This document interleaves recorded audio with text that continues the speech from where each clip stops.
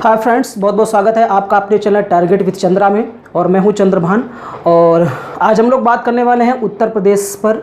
और उत्तर प्रदेश की भौतिक संरचना क्या है, उसको भौतिक आधार पर कितने भागों में बांटा गया है, तो इससे संबंधित सभी जानकारियों की बात हम लोग यहाँ पर करने वाले हैं। तो वीडियो आपके लिए बेहद इंपॉर्टेंट होने वाला है, समझ करके हम लोग यहाँ पर पढ़ेंगे। और आप वीडियो को ध्यान से समझिएगा, ध्यान से सुनिएगा, चीज़ें एकदम क्लियर होती चली जाएंगी। ओके, तो जिन भी भाई बहनों ने हमारा ये channel target with Chandra subscribe न किया हो तो प्लीज़ लाल बटन दबा करके सब्सक्राइब कर लें, बेल आइकॉन को भी प्रेस कर लें ताकि नोटिफिकेशन आपको मिलता रहे। कमेंट्स भी करें, शेयर भी करें। तो आइए दोस्तों, शुरू करते हैं उत्तर प्रदेश की भौतिक संरचना के बारे में। देख रहे हैं, जैसे कि आप मैप को देख पा रहे होंगे, यहाँ पर मैप बना हुआ है। तो सबसे पहले मैं मैप के बारे में आपको बता देता हूँ। एक सामान्य सी जानकारी हमें किसी भी भौगोलिक क्षेत्र की मैप के आधार पर जरूर होनी चाहिए। जैसे ही एग्ज़ाम हॉल में बैठे होते हैं और जब कोई भौगोलिक संरचना की बात पूछी जाती है तो हमारे दिमाग में एक कॉन्सेप्ट बनता है, एक संप्रत्यय बनता है, वो बनता है मैप का। इसीलिए भूगोल को मैप से पढ़ना सबसे फ़ायदेमंद रहता है। ज़्यादा चीज़ों को याद नहीं करना पड़ता है और ज़्यादा दिमाग पे जोर भी नहीं डालना पड़ता है और आसानी से चीज़ें हमको समझ में आ जाती हैं। ठीक है, देखिए, सबसे पहले तो हम जानते हैं उत्तर प्रदेश की भौगोलिक संरचना के बारे में। यहाँ आप देख रहे होंगे, ये उत्तर प्रदेश का मैप है। यहाँ आप देख रहे होंगे, ये एक आपकी ब्लैक लाइन है जिसके ऊपर हिमाचल प्रदेश दिखाया जा रहा है, हिमाचल प्रदेश है। ये वाला यहाँ से यहाँ तक के एरिया को उत्तराखंड का है। शिवालिक पर्वत श्रेणियों में आता है, उसकी हम चर्चा बाद में करने वाले हैं। यहाँ से लेकर के यहाँ तक आपका ये नेपाल है और फिर यहाँ से यहाँ तक आपका क्या है, बिहार है। ये थोड़े से भाग में झारखंड है और यहाँ से यहाँ तक आपका छत्तीसगढ़ है। यहाँ से लेकर के यहाँ तक आपका मध्य प्रदेश है। बीच में उत्तर प्रदेश का ये ललितपुर वाला हिस्सा जो नीचे धंसा हुआ है, ये आपका सोनभद्र है, विंध्याचल पर्वत श्रेणियाँ हैं। और छत्तीसगढ़ वाले इलाके में, यहाँ पर सोनभद्र के इलाके में आपका कैमूर की पहाड़ियाँ पाई जाती हैं। थोड़े से भाग में आपका राजस्थान है। यहाँ से देख रहे हैं डॉट डॉट लाइन गई है, यहाँ पर ये डॉट डॉट इस वाले एरिया पे राजस्थान का विस्तार है। उसके पश्चात फिर हरियाणा है, फिर छोटे सी जगह पर आपका दिल्ली है, फिर हरियाणा है। तो ये आसपास के कुछ राज्य और प्रदेशों की हम लोगों ने राज्य की और बात की हम लोगों ने। तो ये कुछ राज्य हैं, ये इंपॉर्टेंट हैं, वो यूपी के कई बार पूछे जाते हैं। एक चीज़ दोस्तों और बताना चाहता हूँ कि मैंने उत्तर प्रदेश से संबंधित भौगोलिक संरचना और इसकी अवस्थिति क्या है, इसके बारे में वीडियो बना चुका हूँ। वहाँ पर आप जाकर के देख सकते हैं। प्लेलिस्ट में आप target with Chandra YouTube channel search करिए, फिर इसके बाद आप प्लेलिस्ट में जाइए, उसके चैनल पर जाकर के प्लेलिस्ट में जाइए। वहाँ आप देखेंगे उत्तर प्रदेश का भूगोल नाम का एक पड़ा होगा, तो उस उत्तर प्रदेश के भूगोल में आपको वीडियो मिल जाएगा वो। ठीक है, तो ये वीडियो के पहले आपको वो पढ़ लेना ज़्यादा ज़रूरी है, क्योंकि हम यहाँ पर सिर्फ इसके भौतिक विभाजन की बात करने वाले हैं, भौगोलिक संरचना की बात करने वाले हैं। ठीक है, तो उत्तर प्रदेश जो है वो भारत का एक सीमांत प्रदेश है। और ऐसा सीमांत प्रदेश जिसको हम ये कह सकते हैं कि बिल्कुल मध्य में तो नहीं है, लेकिन मध्य से थोड़ा सा उत्तर की तरफ है। अर्थात मध्य प्रदेश से बॉर्डर बनाता हुआ ये उत्तर की तरफ आपका उत्तर प्रदेश पाया जाता है। और एक एग्जाम में बहुत बार प्रश्न पूछा जाता है, मैं बता देना चाहता हूँ कि उत्तर प्रदेश एकमात्र ऐसा राज्य है जो कि भारत देश का ऐसा राज्य है जो सबसे अधिक कुल मिलाकर के 8 राज्यों के साथ में सीमा निर्धारित करता है। तो ये याद रखिए आप। कई बार स्टूडेंट सोचते हैं कि मध्य प्रदेश बीच में है तो आसपास के जो राज्य हैं वो ज़्यादा सीमा बनाता होगा, क्षेत्रफल भी उसका बड़ा है, लेकिन ऐसा नहीं, बिल्कुल नहीं है। उत्तर प्रदेश भारत का एक ऐसा राज्य है जो सबसे अधिक राज्यों के साथ सीमा निर्धारित करता है, सीमा साझा करता है और कुल मिलाकर के 8 राज्यों के साथ सीमा साझा करता है। आप देख सकते हैं यहाँ पर हिमाचल प्रदेश, उत्तराखंड 2, इसके बाद बिहार 3, झारखंड 4, छत्तीसगढ़ 5, आपका मध्य प्रदेश 6, राजस्थान 7, फिर हरियाणा 8। ठीक है, ये दिल्ली केंद्र शासित प्रदेश में आ जाता है। अगर दिल्ली को केंद्र शासित प्रदेश के रूप में अगर पूछ लिया जाए कि केंद्र शासित प्रदेशों सहित कुल कितने राज्यों के साथ सीमा निर्धारित करता है, तब फिर आपका आंसर क्या हो जाएगा, 9। ओके, तब हो जाएगा 9। ये सारी चीज़ों की चर्चा मैं उस वीडियो पे कर चुका हूँ। चलिए, अगर इसके विस्तार की बात करते हैं तो देखिए, उत्तर से दक्षिण की जो इसकी चौड़ाई है, उत्तर से दक्षिण की जो चौड़ाई है वो कितनी है, वो है आपकी 240 किलोमीटर। कितनी, 240 किलोमीटर। लेकिन जब हम इसकी लंबाई की बात करेंगे, पूर्व से पश्चिम की लंबाई की बात करेंगे, तब ये आएगा आपका 650 किलोमीटर। 650 किलोमीटर। ठीक, तो याद रखिए, ये आपका उत्तर से दक्षिण की चौड़ाई 240 किलोमीटर और आपका पूरब से पश्चिम की जो लंबाई है वो 650 किलोमीटर है। ठीक, इसके हम अक्षांशीय और देशांतरी विस्तार की अगर बात करें तो वो हम लोग देख लेते हैं। चलिए इसको मिटा देते हैं। देखिए इसका जो अक्षांशीय विस्तार है, जब हम अक्षांशीय विस्तार की बात करते हैं दोस्तों तब क्या आता है? अक्षांशीय विस्तार का मतलब होता है इस तरीके से ऐसे जाने पे। तो अक्षांशीय विस्तार है दोस्तों 23:52 उत्तरी अक्षांश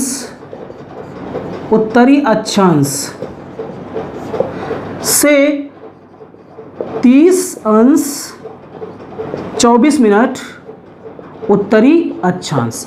ये तो आपका इसका क्या है? ये आपका अक्षांशीय विस्तार है। जब उत्तर प्रदेश का देशांतरी विस्तार की बात करते हैं तब क्या होगा?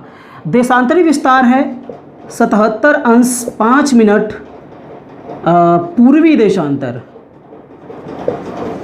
देशांतर से लेकर के 84:38 पूर्वी देशांतर। ये इसका क्या है? ये दोस्तों है आपका देशांतरी विस्तार उत्तर प्रदेश का। ठीक, तो अक्षांशीय विस्तार और देशांतरी विस्तार की हम लोगों ने यहाँ पर चर्चा की। अब अगर बात करें कि उत्तर प्रदेश देश में क्षेत्रफल की दृष्टि से कौन सा राज्य है, तो इससे 3 राज्य बड़े हैं। ये चौथा राज्य है उत्तर प्रदेश का सबसे बड़ा राज्य आपका कौन सा है? राजस्थान, फिर मध्य प्रदेश, फिर महाराष्ट्र और फिर आता है आपका उत्तर प्रदेश। ठीक है, तो ये थोड़ी सी सामान्य जानकारी हो गई। हमारा मुख्य विषय है भौतिक संरचना के बारे में, उसको जानते हैं। चलिए मार्कर ले लेते हैं, सॉरी डस्टर।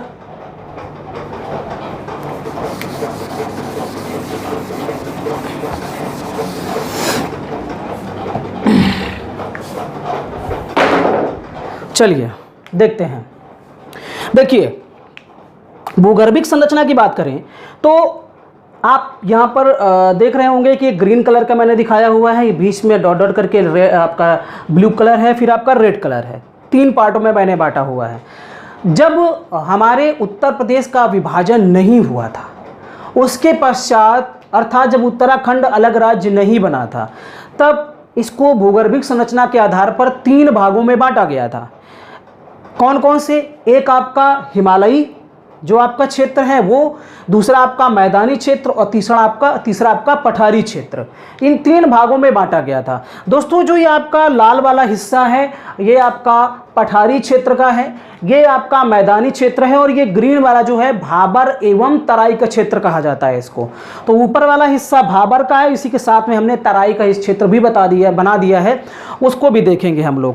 तो ये जो आपका ये लाल वाला हिस्सा है, ये जो आपका दक्कन का पठार है, जो आपका प्रायद्वीपीय भारत है, अर्थात जो इस तरीके की संरचना भारत की है, उसी संरचना का ये वाला जो हिस्सा दोस्तों है, ये वाला हिस्सा इस तरीके से ये उठा हुआ जो हिस्सा है वही वाला आपका ये उत्तर प्रदेश का हिस्सा है।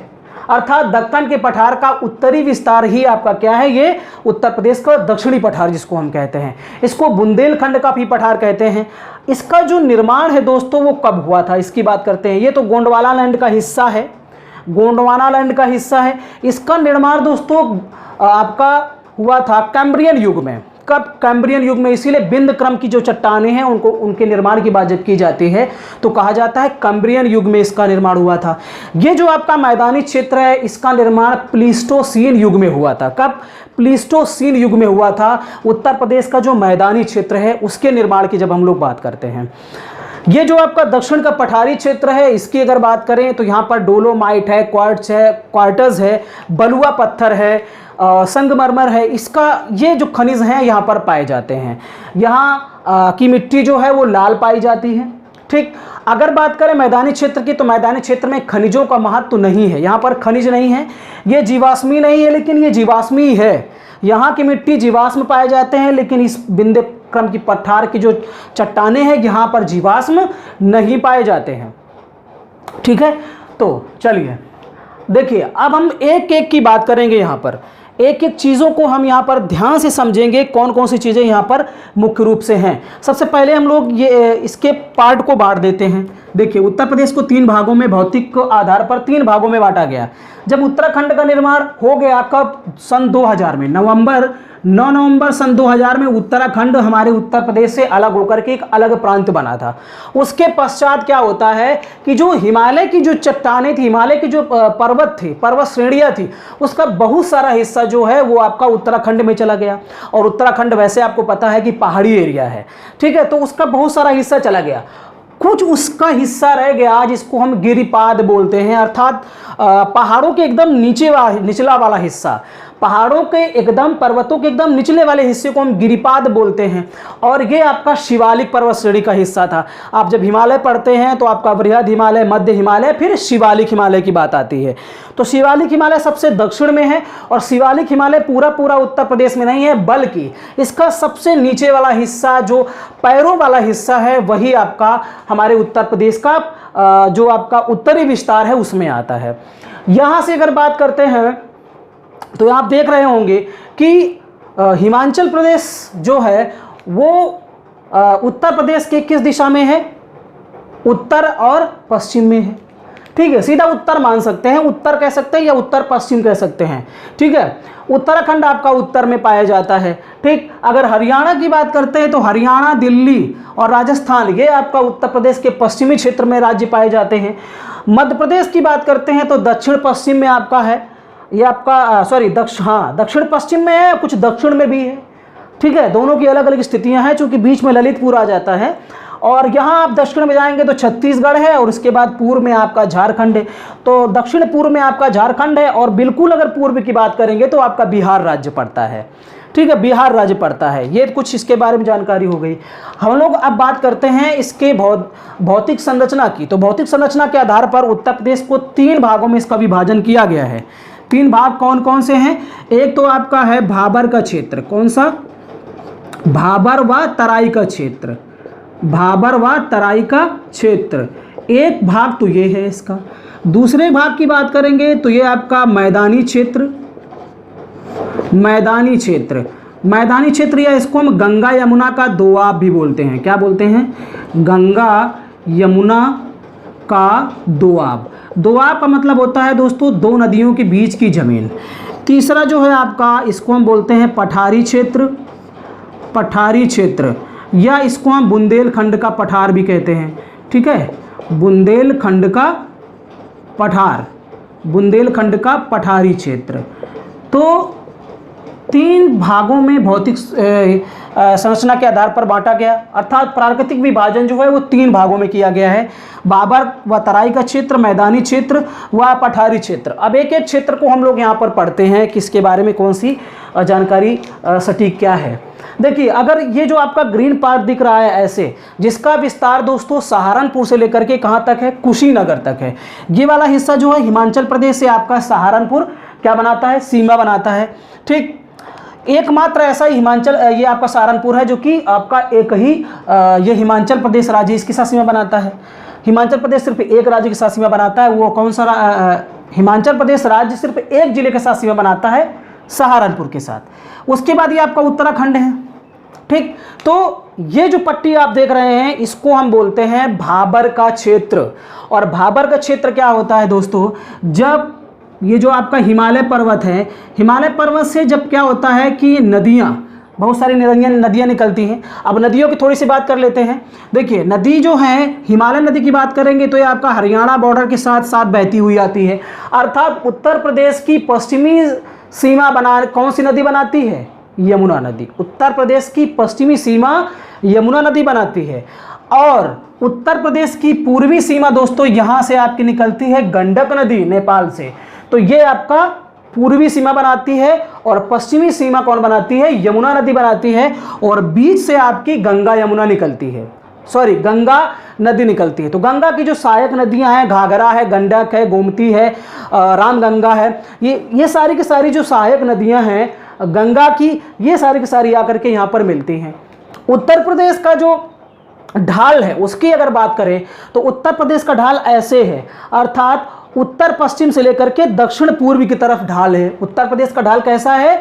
उत्तर पश्चिम से लेकर, ये पश्चिम एरिया है, ये उत्तर है, तो उत्तर पश्चिम अर्थात इस यहाँ पर आप देख सकते हैं इस तरीके से ऐसे है। तो ये दिशा कौन सी हुई? उत्तर पश्चिम। और ये दिशा कौन सी हुई? दक्षिण पूर्व। तो उत्तर प्रदेश का जो ढाल है वो आपका उत्तर पश्चिम से लेकर के दक्षिण पूर्व तक है। लेकिन ये जो हिस्सा है पश्चिम वाला, इसकी ढाल जो है वो आपका पूर्वी हिस्से की अपेक्षा ज़्यादा तीव्र है, ज़्यादा तेज ढाल है। लेकिन दोस्तों ये जो हिस्सा आप देख रहे हो लाल वाला, बुंदेलखंड के पठारी क्षेत्र वाला, ये हिस्से की ढाल किस तरफ को होगी? आप बताइए, अनुमान क्या होगा? इसकी ढाल किस तरफ होगी? इसकी ढाल दोस्तों दक्षिण की तरफ ना होकर के उत्तर की तरफ है। अर्थात इसकी ढाल कैसे है? ऐसे उत्तर की तरफ है।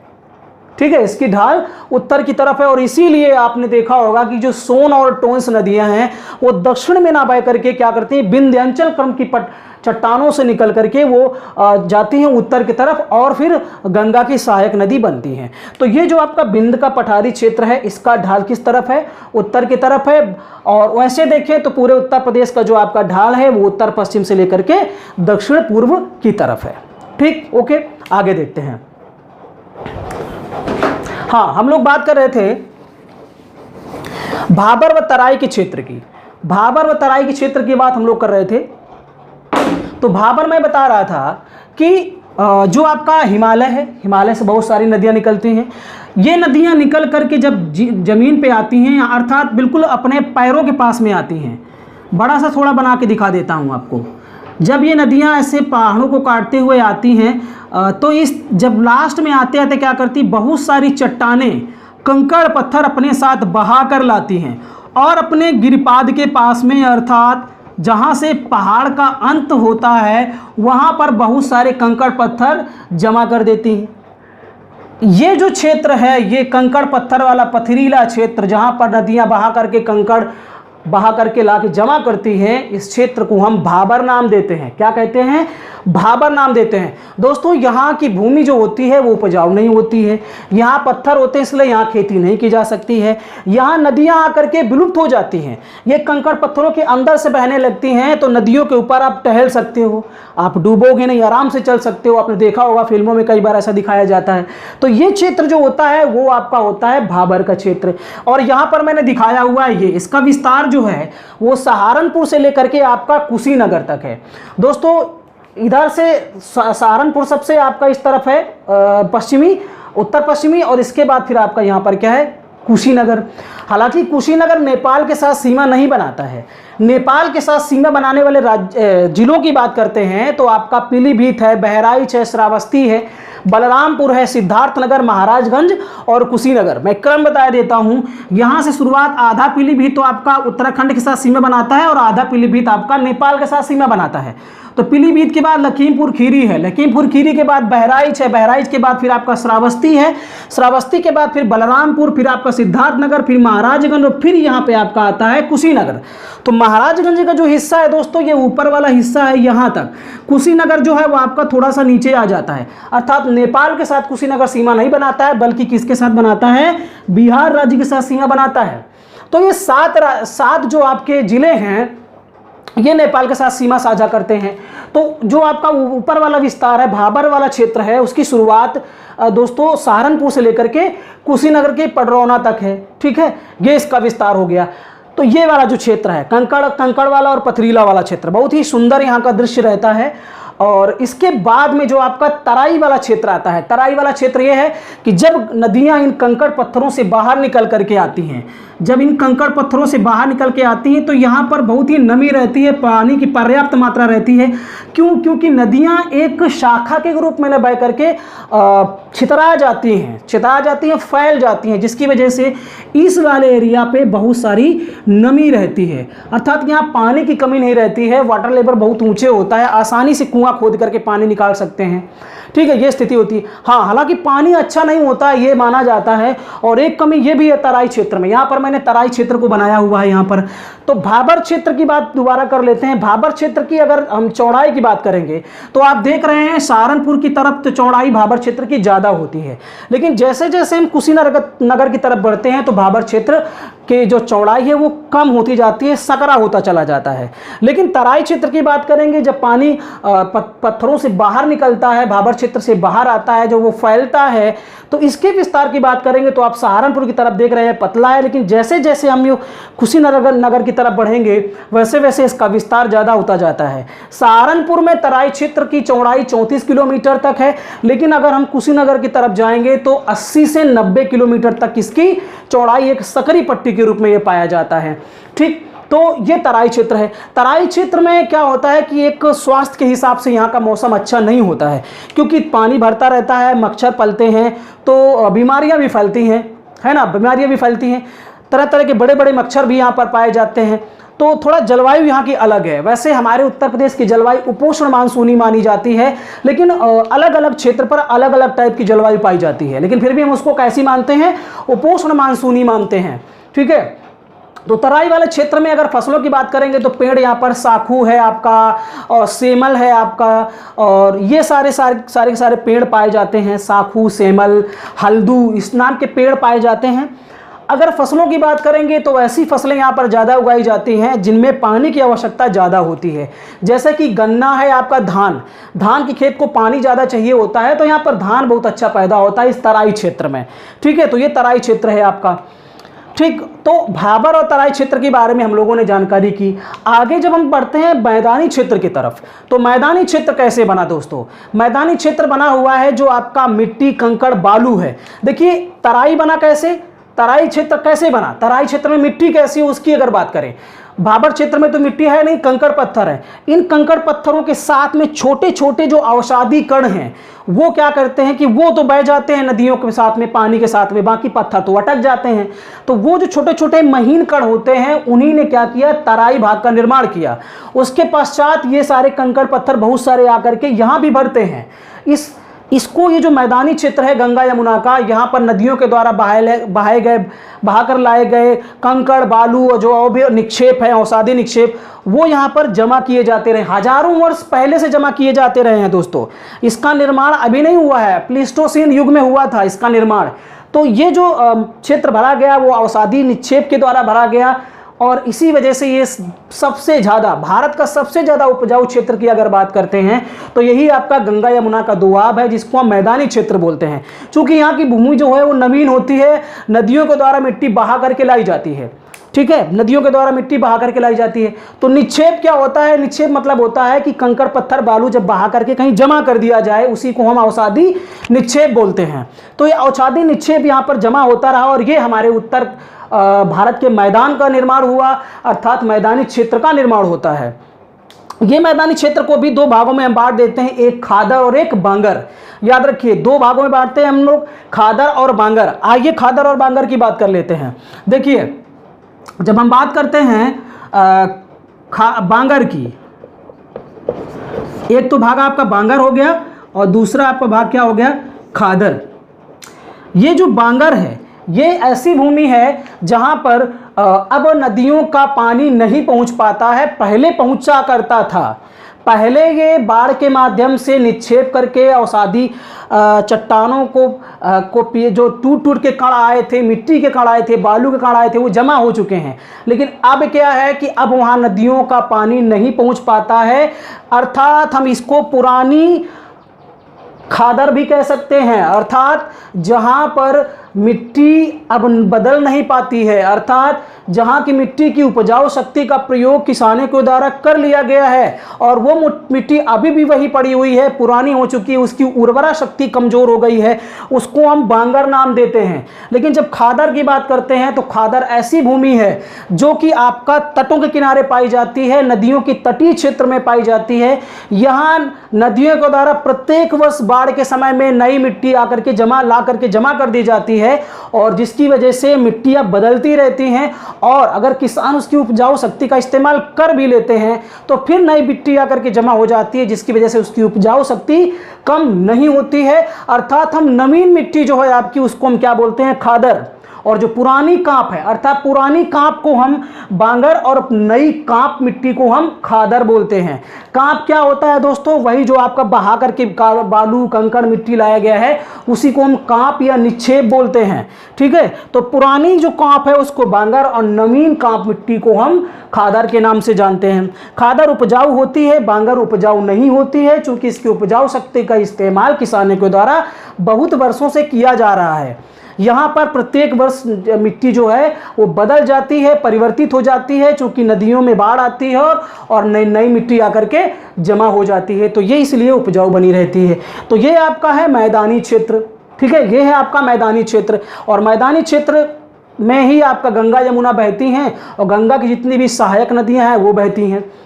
गंगा की सहायक नदियों में सबसे बड़ी सहायक नदी यमुना है ना, सिंधु है, सिंध एक छोटी सी नदी सिंध है, सिंधु नहीं सिंध नदी है, बेतवा है, आपका केन है, टोंस है, सोन है, घाघरा है, रामगंगा है, और आपकी गंडक है, और ये सारी की सारी नदियाँ आपकी किसकी सहायक नदी हैं? ये आपकी गंगा की सहायक नदी हैं। ठीक है, और गंगा का बहाव इसीलिए देख रहे होंगे आपकी उत्तर पश्चिम से लेकर के दक्षिण पूर्व की तरफ होता है, क्योंकि नदियों का बहाव उसी तरफ होगा जिस तरफ ढाल होगा, है ना, जिस तरफ को ढाल होगा उसी तरफ को बहाव होगा। ठीक, तो ये आपका हो गया मैदानी क्षेत्र, सबसे उपजाऊ क्षेत्र है ये मैदानी क्षेत्र। अब हम लोग बात करते हैं पठारी क्षेत्र का, या बुंदेलखंड के पठारी क्षेत्र की बात करते हैं। तो ये जो क्षेत्र है इनमें कौन कौन से जिले विस्तृत हैं, यहाँ आप देख रहे हैं दोस्तों, ये आपका ललितपुर जिला है, ललितपुर के बाद आपका यहाँ पर झांसी है, फिर आपका महोबा है, जालौन है, यहाँ पर बांदा है, चित्रकूट है ना, बांदा चित्रकूट। उसके पश्चात आपका जाएंगे तो इलाहाबाद पड़ता है, यहाँ पे ये वाला एरिया आपका यहाँ पर इलाहाबाद आ गया। इलाहाबाद के आगे आप जाएंगे तो मिर्ज़ापुर यहाँ पे है, मिर्ज़ापुर के बाद यहाँ पर आपका चंदौली है, चंदौली के बाद यहाँ पर आपका गाजीपुर है, ये एरिया आपका बलिया का है, बलिया के इधर आपका मऊ है, और ऊपर का हिस्सा देवरिया, और यहाँ पर आपका कुशीनगर है। मैंने पूरा आपको ये जिलों के बारे में बता दिया कौन कहाँ पर है। और ये जो हिस्सा आपको लटका हुआ दिखाई दे रहा है ये कौन सा जिला है? सोनभद्र है। सोनभद्र उत्तर प्रदेश का एकमात्र ऐसा जिला है जो 4 राज्यों के साथ सीमा बनाता है, एक तो मध्य प्रदेश के साथ में, दूसरा छत्तीसगढ़ के साथ में, फिर झारखंड के साथ में, फिर बिहार के साथ में। तो ये जो मैंने जिले गिनाए ये सभी के सभी आपके बुंदेलखंड में आते हैं, बुंदेलखंड के पठारी क्षेत्र में आते हैं। यहाँ पर ज़्यादातर चने की खेती है, अरहर की खेती है, मूंग की खेती है और मसूर की खेती है। तो दालों की खेती होती है, और ऐसी खेती जहाँ पर जिसको पानी की आवश्यकता कम होती है, चूँकि यहाँ बारिश भी कम होती है और ये पठारी क्षेत्र है, इसकी भूमि भी उतना उपजाऊ नहीं है। हाँ, हालांकि यहाँ पर खनिज पर्याप्त मात्रा में पाए जाते हैं, जैसे कि आपका मिर्ज़ापुर देख लीजिए। हमारे उत्तर प्रदेश में अगर खनिज की बात की जाएगी सबसे ज़्यादा कहाँ पाया जाता है तो मिर्ज़ापुर, सोनभद्र, यही 2 जिले आएंगे जहाँ पर सबसे ज़्यादा खनिज की मात्रा पाई जाती है। हालांकि उपजाऊ दृष्टि से कृषि के हिसाब से देखा जाए तो कृषि योग्य भूमि नहीं होती है, बल्कि खेती तो होती है लेकिन जितना मैदानी क्षेत्र में होती है उतना यहाँ पर पैदावार नहीं होती है। ठीक है, और ये वाला एरिया जो है वो सबसे ज़्यादा उपजाऊ क्षेत्र होता है। ठीक, तो ये लाल मिट्टी होती है इसकी, चूँकि ये आपका दक्कन के पठार का हिस्सा है, प्रायद्वीपीय भाग के पठार का हिस्सा है। यहाँ आप देख रहे होंगे कि विंध्याचल पर्वत की जो पर्वत श्रेणी है वो निकलती है।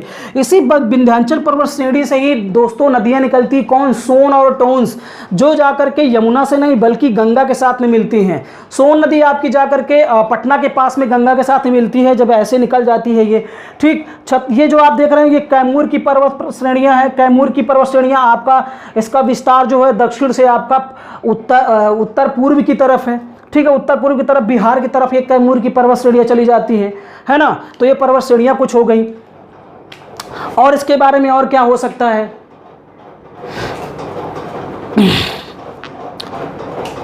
तो मैंने दोस्तों ये पूरा 3 भागों में आपको बता दिया, भाबर व तराई का क्षेत्र, मैदानी क्षेत्र और पठारी क्षेत्र। अब इसमें ज़्यादा कुछ बचता नहीं है, और अगर कुछ इसमें बचेगा तो फिर मैं आपको दूसरे वीडियो में इसके बारे में फिर बना करके बता दूंगा। ठीक है, तो वीडियो आपको कैसा लगा? पसंद आया हो तो प्लीज़ हमारे चैनल को सब्सक्राइब जरूर कर लें। बहुत बहुत धन्यवाद।